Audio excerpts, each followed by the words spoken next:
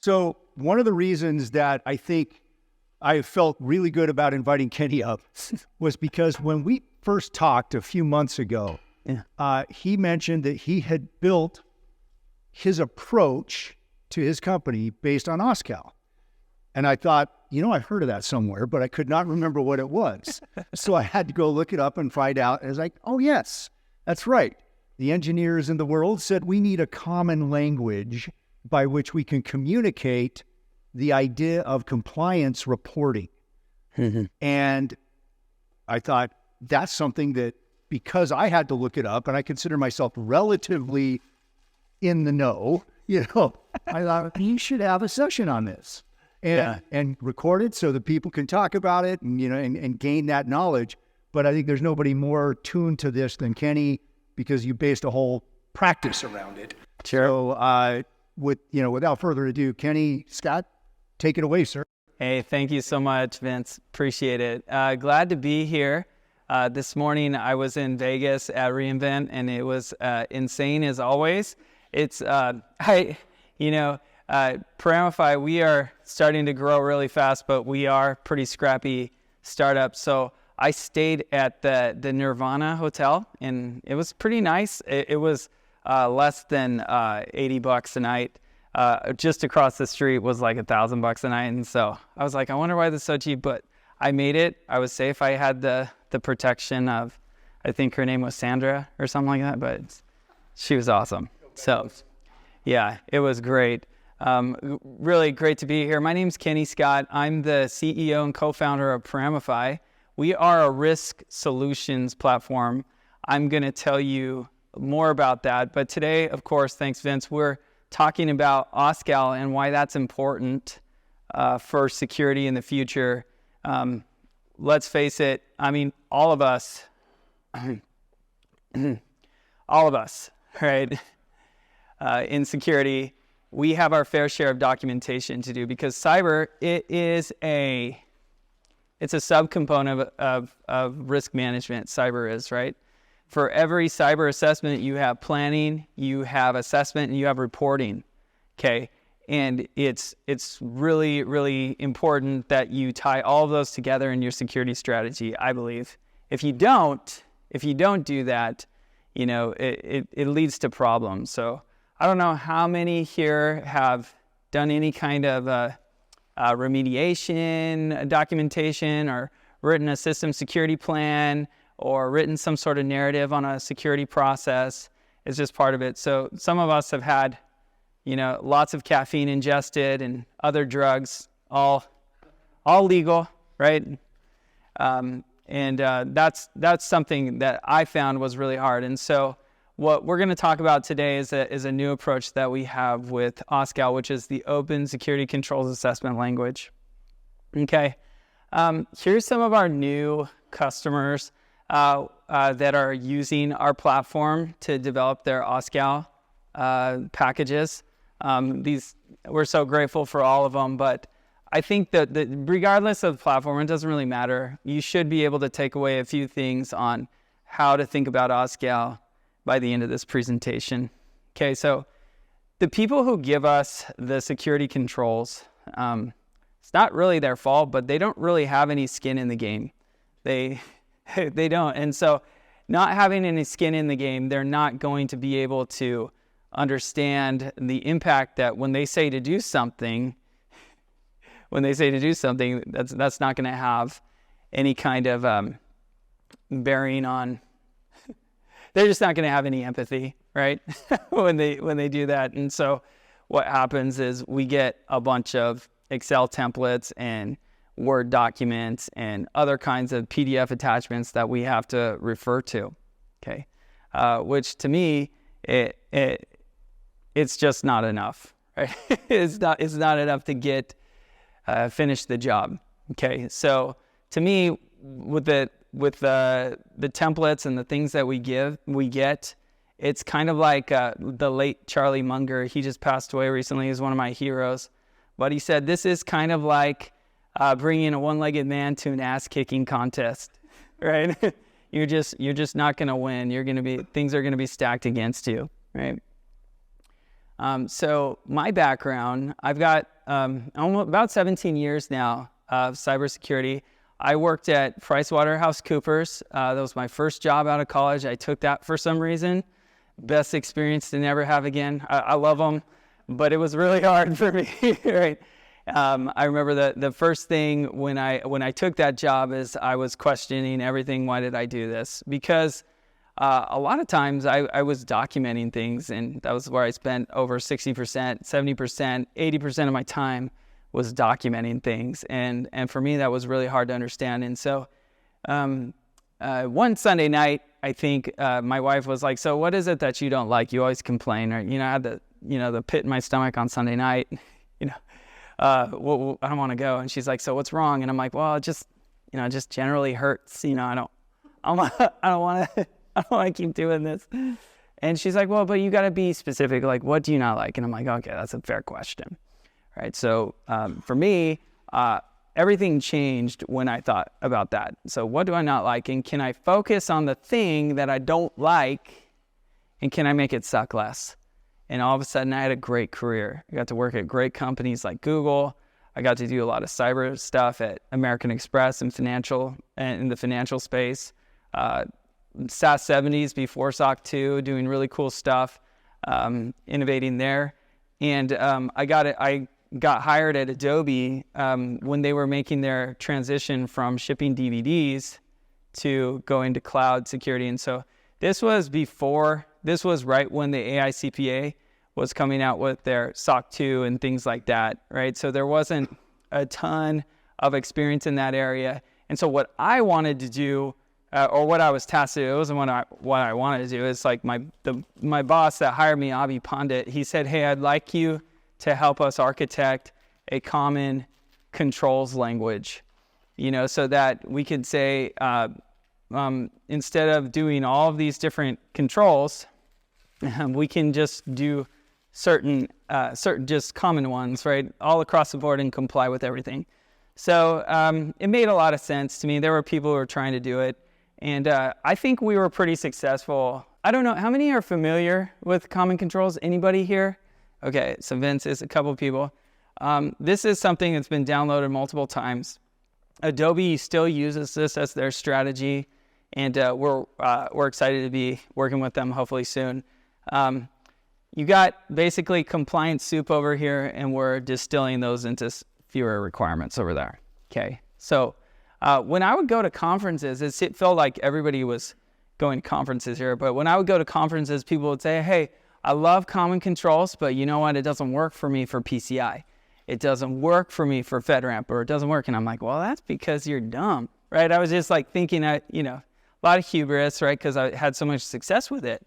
But when I listened to them, I kind of had a realization at that point.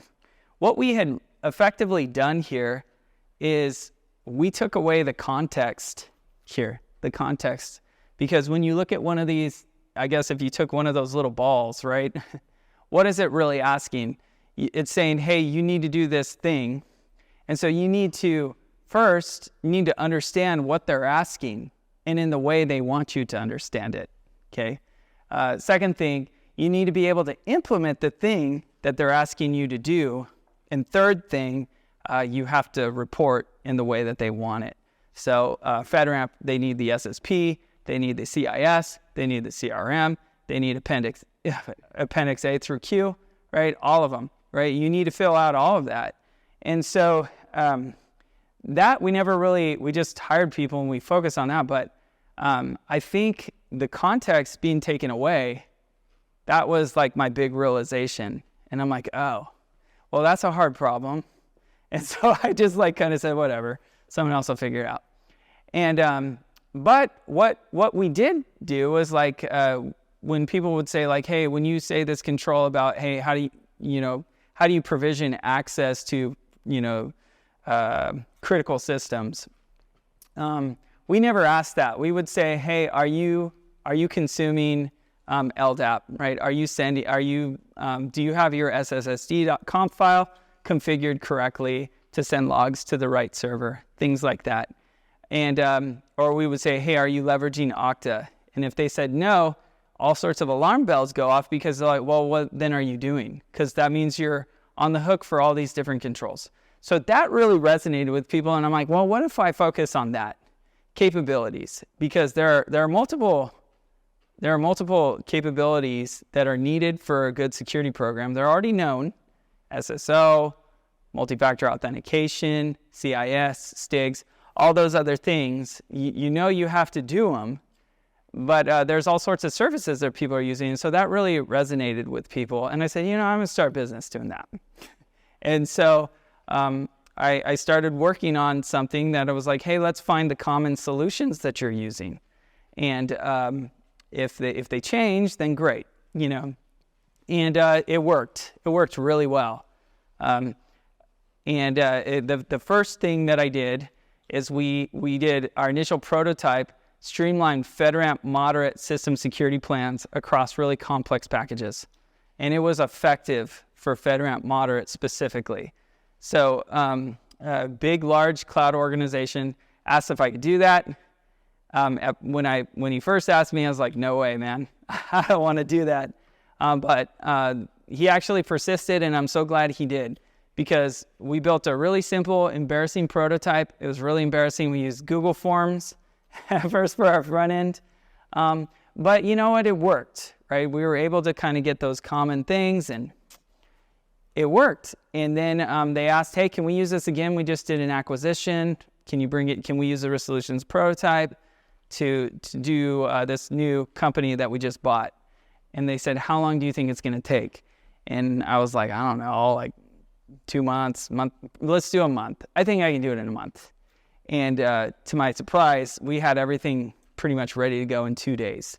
And so I'm like, we've got something interesting here. And that's when I was like, okay, we gotta get it going. But then the asks started coming. There's a company pretty close to here called Omni Fund, and they were the CTO, Rob Wise, was getting inundated with all sorts of questionnaires from folks, and they had technology already. They already had a tool that they were using, right, for automating SOC 2 or automating compliance, but he was still overwhelmed because the asks that his customers were asking were a lot more complex than just a generic SOC 2 that you're just going to put a sticker on the head of the company. And I said, well, if you want, we can try the Risk Solutions platform. You don't have to. If you want, I can help you with your tool. And they said, no, let's give it a go. And so it worked again. And then we had another company close to here that we helped them with their ISO 27001. And then the asks started getting like FedRAMP high and IL5. And I knew that I was the one who coded the prototype. And so I'm like, oh, shoot, it's getting a little bit difficult, because think of those templates. I didn't really have a way to do some of the things that we're asking without refactoring everything. And so all of these different catalogs and report formats, remember those 3 things, guys, right? It's like understand what's being asked of you, how you need to implement it, and then finally how you need to report it. That gets tricky if you don't have a common standard. And that's where we were excited, right? OSCAL enabled mapping of the security best practice across diverse catalogs. And it allowed us to do some flexible reporting early on, and we were like, there's something awesome here. So what do we get with OSCAL? I see 3 things, okay? And I think what you guys can do that are listening in, pages.nist.gov/OSCAL, all caps in the end. That's where you want to go for this if you want to go deep dive. I'm going to try to summarize because this stuff is boring. Okay, I understand, but it's exciting at the same time. Okay, so requirements, implementation, and assessment, and there's documentation components here in all 3 of these phases. Okay, so let's go into requirements. So catalogs and profiles. A catalog would be, for example, NIST 800-53, revision 4, or another catalog would be NIST 800-53, revision 5, NIST 800-171, that would be a catalog. AICPA Trust Service Principles, that have all of the SOC 2, availability, processing integrity, common criteria. That's also a catalog. ISO 27000 is only a catalog. And then you have something called profiles, okay? Profiles would be, for example, FedRAMP High, FedRAMP Moderate, Low Impact SaaS, okay? So for some regimes like ISO 27001, they just have one catalog, okay? And that's all you do. But the flexibility of NIST 800-53, I mean, you've got over 1,300 requirements right there. They say, 800 controls, but it's really more than that, right? And so this is how those geniuses at NIST organize it out. They really have done something awesome. Dr. Iorga, AJ Stein, and that whole team at NIST has really done something incredible here. So I'm really grateful for them. So metadata and back matter, that's going to be the same no matter where you're at, okay? And then, sorry, that's going to be the same across all OSCAL things. You always have metadata, you always have back matter, okay? But there's some changes in between here. So with catalogs, you have parameters. So a parameter would be something like a frequency, like you need to configure a timeout like 10 minutes. Like if it's DoD IL5, it needs to be 10 minutes. If it's FedRAMP High, it's 15 minutes. If it's PCI, it's 15 minutes. You know what I mean? That would be a parameter. Or like the way that, you review your policies. For moderate, it's going to be, you do it every 3 years. And for high, it's going to be every year, okay? So that would be a parameter, and that's really nice to have that flexibility built in. And then a control would be the requirements, so a group of controls and then the requirements in there. Okay, so I'm going to try to speed through these. This is really I understand it's the worst, right? There was never anyone who was like, hey, Kenny, how do I get your job? Never, okay? So anyway, this is kind of what happens here. You have a catalog, so NIST 800-53, Rep 5, let's say. And then you have a profile over here, let's say FedRAMP High. And now we've got our control baseline. This is what we're going to implement, okay, in the center, okay? And it's really awesome because now these things can work together. So the requirements feed now implementation. So what things are in implementation? So this is something that's really awesome. So a component. What's a component? A component could be software. It could be a system. It could be a process. It could be a policy, technical or non-technical. Okay? And what's really important here, what I want you guys to remember, is the capability that a component has. So what capability does Okta have? Single sign-on. It's got subcomponents, right? It's got Okta Verify and Okta, it's got directory sync, all these other things that it has. Okay, and so that's really interesting, right? So you have these components that can then go into your system security plan. Okay, so our system security plans in the past, they're manual, right?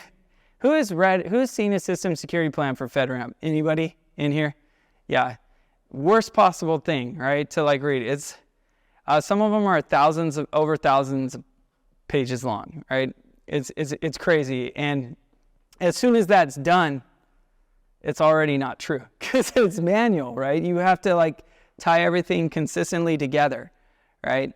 And so components offer an interesting ability where we could maybe use components to fill this in, right? Okay.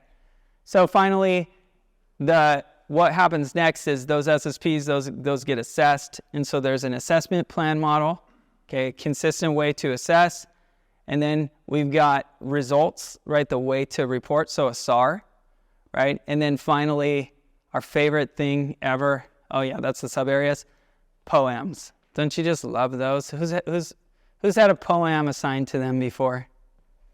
Sorry.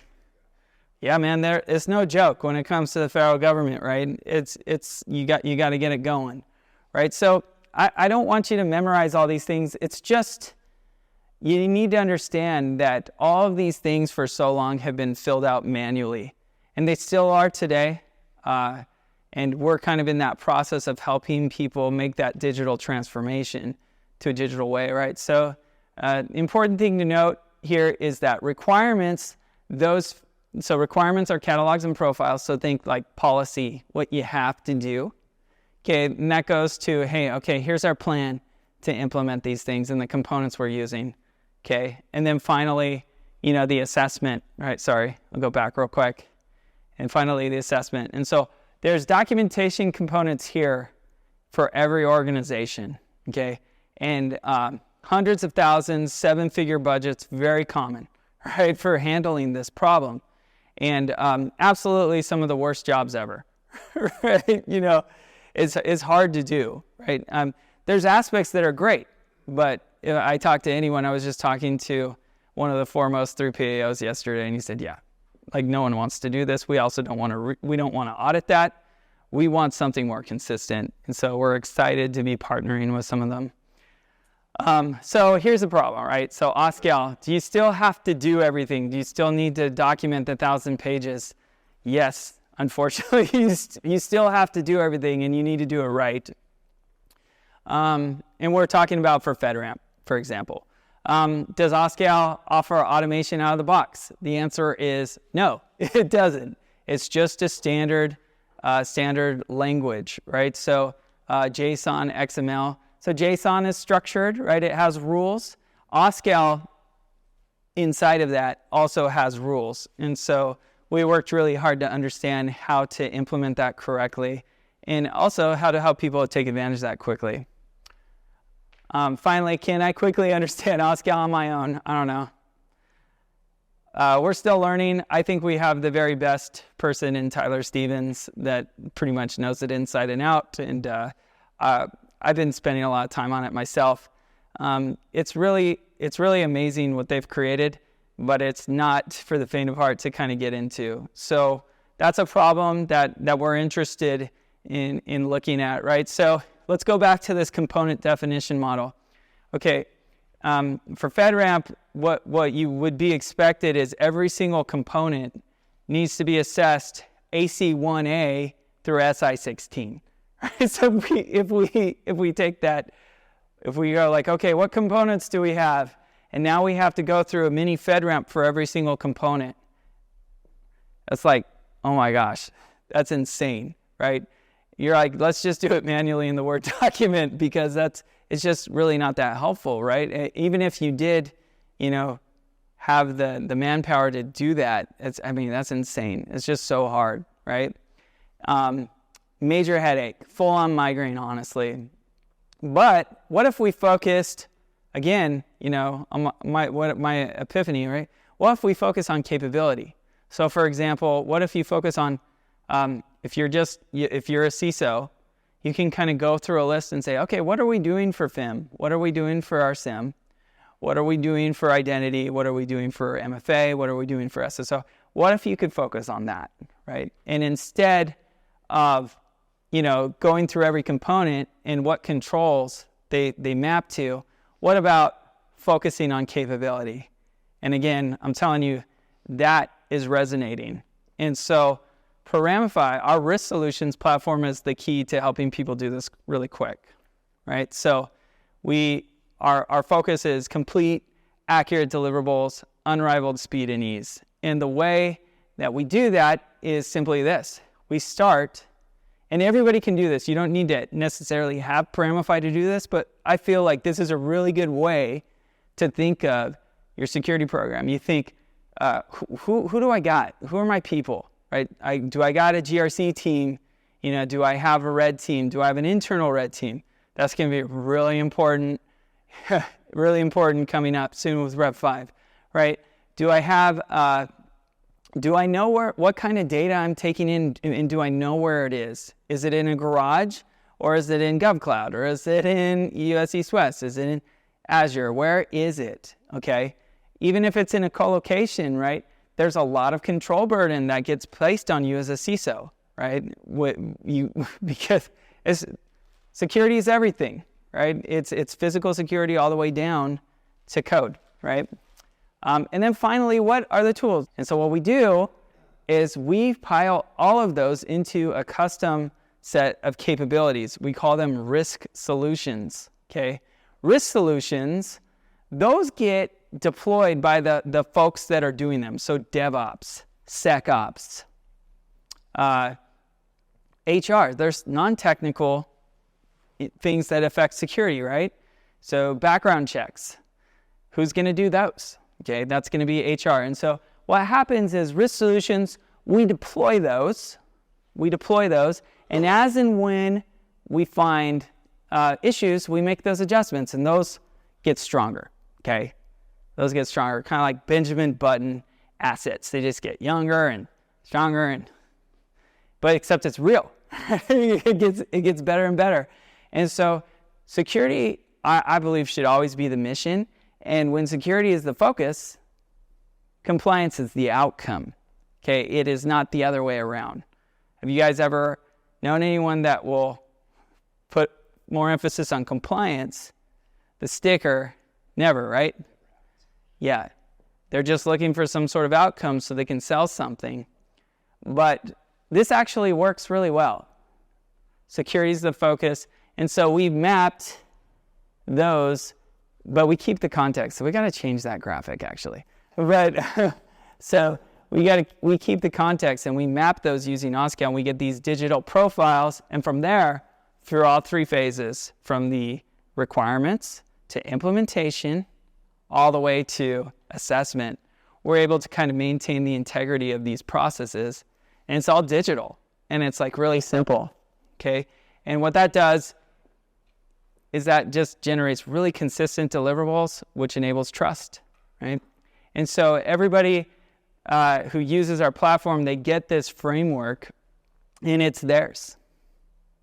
Frameworks enable agility. Frameworks enable agility. And so this is a really fast way to put a framework together. Consistent risk solutions platform is the key. Is it complicated? No. If you can do this, you can start on your journey with OSCAL, okay? If you can do that. So I'll show you kind of like what happens. After you do your intake, we've got all of the different components. So this is all enabled by OSCAL. Our people, places, and things, the different kinds of roles, privileged, not privileged, our different locations. Those are important because Vince knows, right? You need to know addresses, right? You need to know kind of what you've got, right? Once you've got all of your components put together, then finally we can look at our risk solution. So this is a sneak peek into a really simplified view of risk solutions. So you can see they go across like things like site operations, authentication. There's a lot going on here, right? So multi-factor authentication, for example. Okay, this is an example where we're inheriting a component from Google, and our IT admin has to configure these different components, and these are mapped to those different requirements.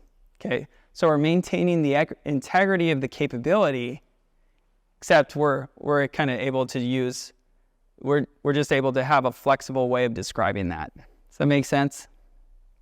Okay, so from there, we can manage our projects, right? So this would be like a Rev 5 project. We've got all of those risk solutions which have taken care of the 828 requirements, right? And then our information and our security objectives and, all of these completions. This is an example of a requirement where we're supposed to communicate our policies. Here's this risk solution. And let me show you in this risk solution's mapping to 18 different requirements. So that's kind of an overpowered way to respond to many things. You just do it once. How many times do you need to say, oh, we use Okta for MFA?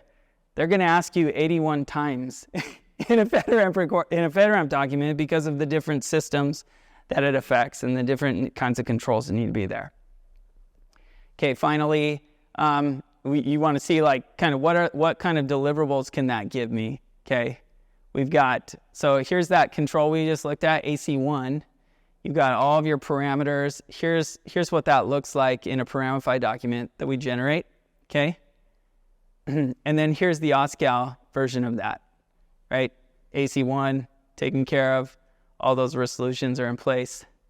There's also, right, the CIS and the CRM. When you have everything digital, you can fill out all these things out like that. And so it's just really, really efficient, right? Policies and procedures can also be generated as well. Managing all of those attachments is just so freaking overwhelming. And so we're really excited about what we're building. So that's a little bit about Paramify and risk solutions and OSCAL. And so I'm going to open it up for questions at this point. Approached, I mean, you're building a company, you're looking at OSCAL. If I'm an organization that is completely nascent to the idea of having any kind of metadata associated with anything in my system, right? It's just data, it's systems, it's applications, they're just there. Is there a suggested pathway to starting down that road of building my metadata so it actually makes sense? Yes, I think that's a great question.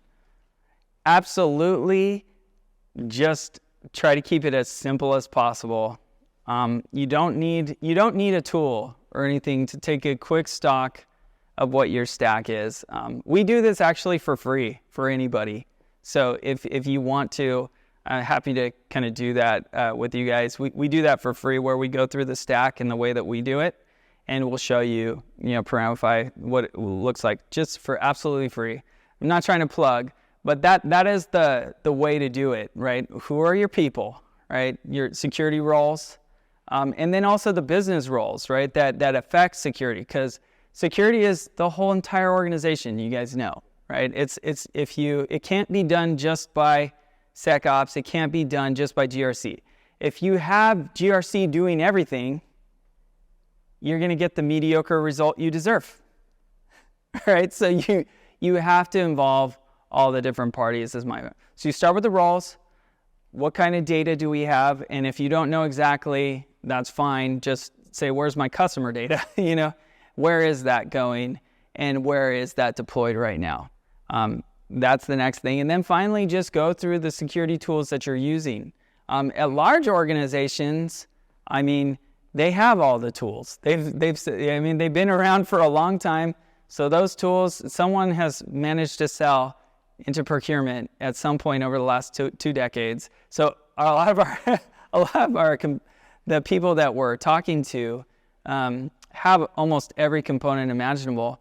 But to me, it's like you look to see which ones are strategic, which are the ones you're using, right? And that's really important for us. So Vince, I don't know if that answers your question, but we start people, places, things.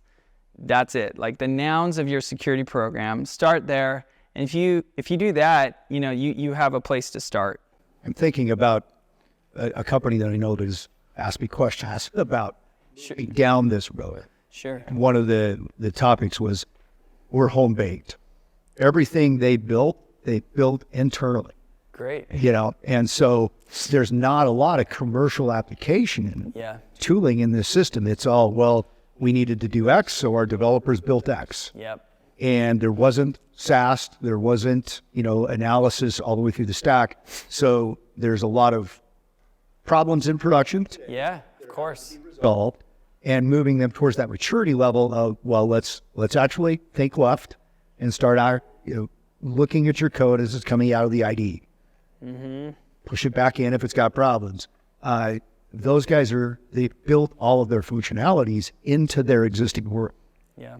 Well, if I want them to be able to move to where they need to, which is they're getting requests for EICPA from their customers, they've got a long journey. But this, in my mind, I'm thinking OSCAL can help them for sure into compliance in SOC. Yeah, it really is hard because these new tools that are available, they have like FIPS mode enabled, like for us, like when we started, it was implementing DNSSEC from the very beginning. is easy, right? It's like default, right, for us. But other people, you can't say, yeah, just implement DNSSEC, and all right, good. That is, one does not simply implement DNSSEC, right? It's hard, right? And so what I encourage our partners to do is to meet the people where they are and just start enumerating what you got. And there's a lot of advantages, right, to having your own tools, right, because you can move fast and integrations, but there's also a lot of disadvantages. So legacy code, yeah. From your personal opinion, what is something that sets Paramify apart from, let's say, a previous company that you worked at, or one of the other ones, like other competitors for you guys? Just not to be like biased, but what's something that you personally think sets it apart? Sure. Others possibly don't consider kind of, but that you're seeing. I think this is a really cool feature. Yeah, it's good. It's tough building your own business. So the question was, what sets Paramify apart? In my mind, our focus is on just simple. How do we just make this as simple as possible? You don't, it was something really core to Paramify. Me and Keaton talk about this a lot, in Adam and Tyler and everybody, we all talk about it. Something really core to us is security is not a technology problem, it's a strategy problem. And so when you think shift left, a lot of security tools and even GRC tools go straight into, is the firewall turned on, and let's build some APIs to check if the firewall's turned on. We want to start a little bit before that. We want to start with, do I need to implement this firewall? Can I just use security groups, right? Can I make it simpler, right? We want to start, at the stack at the very beginning, from a strategy perspective. I have a lot of respect for the people that are trying to solve this OSCAL problem. It's hard, and they're doing great work, right? So this is not a winner-take-all thing, right? We'll work with our competitors just the same. I think we all have a bright future. We're not in the future. We'll build out lots of cool things to meet, to work with like CrowdStrike and to work with like all these API things. That's really important. But we want to meet our customers where they are, and so we start with the pain point of documentation and the paper chase.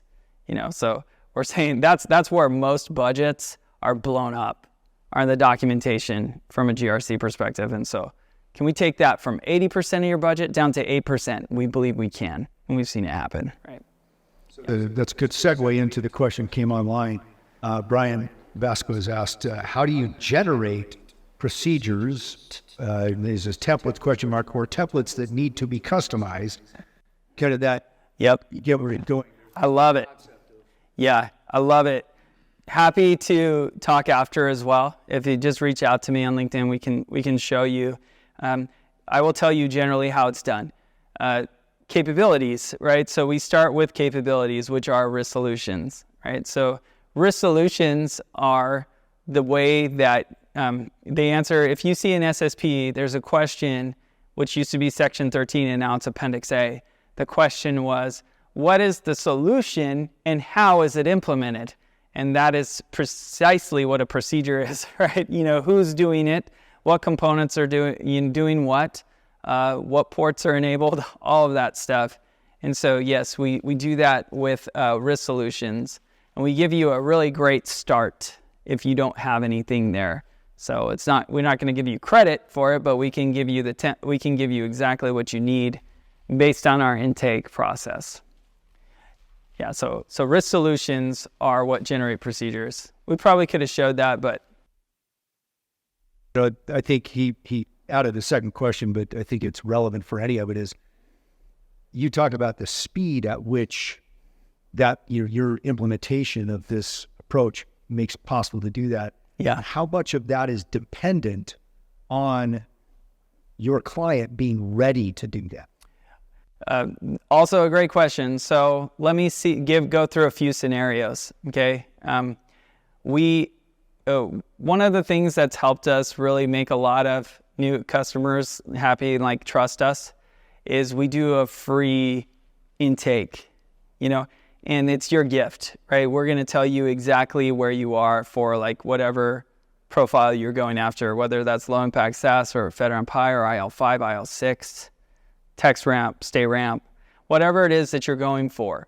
We're going to tell you right off the bat, because in my 17 years or so of experience as an auditor, as a GRC professional and leader and individual contributor, consultant, all of those things, usually when you do those initial walkthroughs, you know where the quicksand is right off the bat.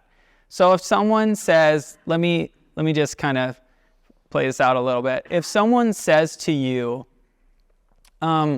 what's SSO?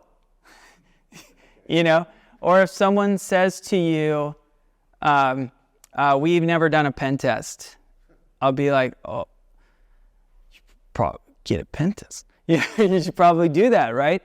Because that's going to find a lot of things. So that's all coming out of capabilities, right? So the capability inventory is kind of grandma's cookbook that we've kind of built.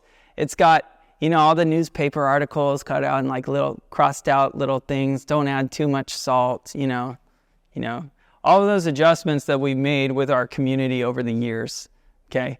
And that's a gift that gets, you get that right out of the box.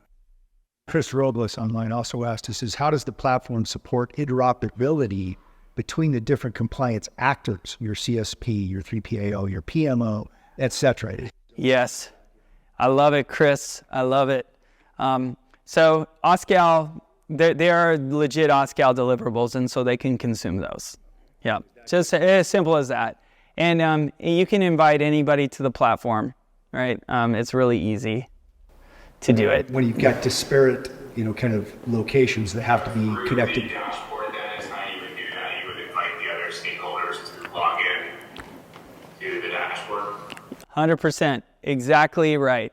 Exactly right. It's really easy. So if HR needs to be involved, because we believe that it takes a village to raise a security program, right? If you have one team doing everything, again, you get the mediocre result that you deserve. And so we want to make it really easy for everybody to do, to review their solutions and make them right. Say, oh yeah, we actually don't use Active Verify anymore. We use Duo or whatever it is, right? And so that's our name, right? Paramify. Make the adjustment, right? Cool. What else? Anything else? Yeah. So early on, you made a point that you keep coming back to, and it's resonated with me, and it's focusing on that capabilities inventory and then the corresponding risk solutions that you have. Has that taxonomy of capabilities and risk solutions, is that taxonomy something that's generally documented that we can consume? Yeah, absolutely. So we're working on it. I mean, we're learning, man. At the very beginning when I started Paramify, I had a lot of interest, and I was a terrible salesman. At the very beginning I would say, would you ever buy a solution that would do this? And they'd be like, yeah, totally. I'd totally buy that. And I'm like, oh, do you like this? Do you want to buy it? And they'd be like, yeah, totally. So I got all this feedback. I'm like, this is totally going to work. This is going to be great. And I realized I was asking all the wrong questions. So we're kind of in that journey of how to communicate that. And so we do have some new material coming out that explains risk solutions, and we're going to share it with everybody. We're not going to keep it, right? So Architecture side of the house. yeah. But if I can sync that language as I'm talking architecture controls with what the compliant folks need, they see benefit there at the moment. So that's why I'm thinking 100%. in that context. Is that the OSCAL taxonomy? I mean, if I look at Yeah. the stuff that came out of OSCAL, is that where you guys are trying to focus too, is those categories and the taxonomy that applies to those? Yeah. So OSCAL is simply, a digital version of the SSP. And they have done an amazing job at enabling something like risk solutions. They did. That's not what they wanted, right? So if I could go back, maybe we just go back real quick. You had was interesting because it was.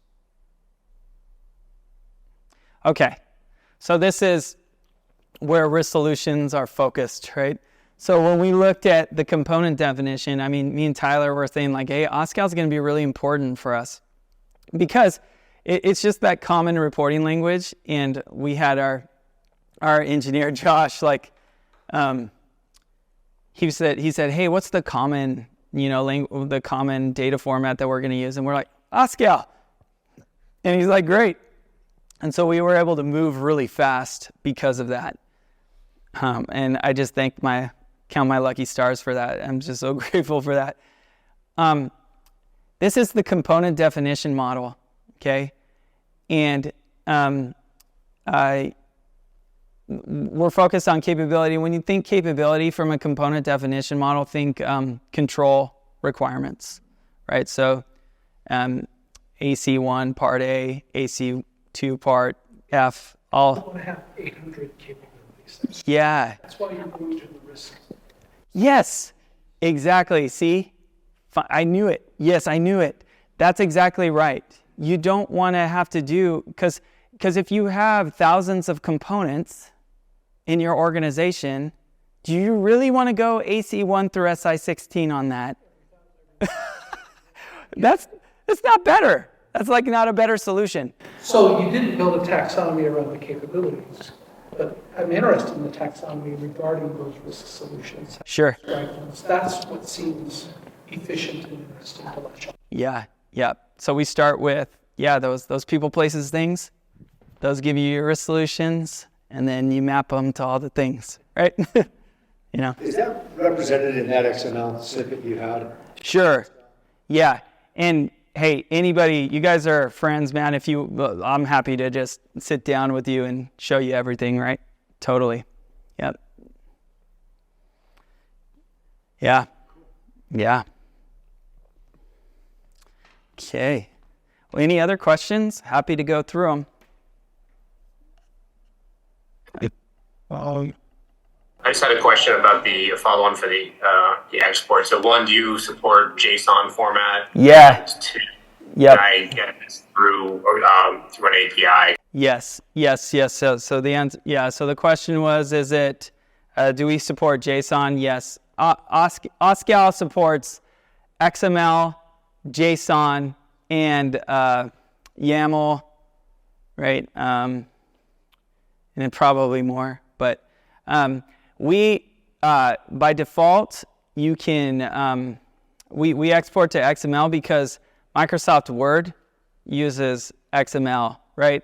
And all of our templates are Microsoft Word, because they have all of the, licensing and all that stuff for like generating table of tables and table of contents and all of that stuff, right? And so there you can convert to JSON simply. It's really easy. Yeah. People have to go with HCL one day or Can I export that via a REST API? Like, can I access it, issue like a curl request from, I guess, the Paramify? Yeah, that's a great idea. We are totally focused on, we are going to be focused on those APIs very soon. So it's on the roadmap to like have like a micro API system, but yeah. There's another, so this is just a video I took right before. Wanted to show you guys.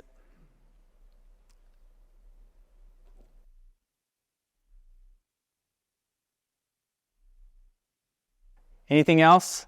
Man, that's awesome. We got actual questions, and dude, amazing. That's awesome. That's the fastest that we've had someone go, catch on to those risk solutions. That's great. Glad we could have that conversation. Thanks so much. Appreciate it. Thank you, Kenny. Great.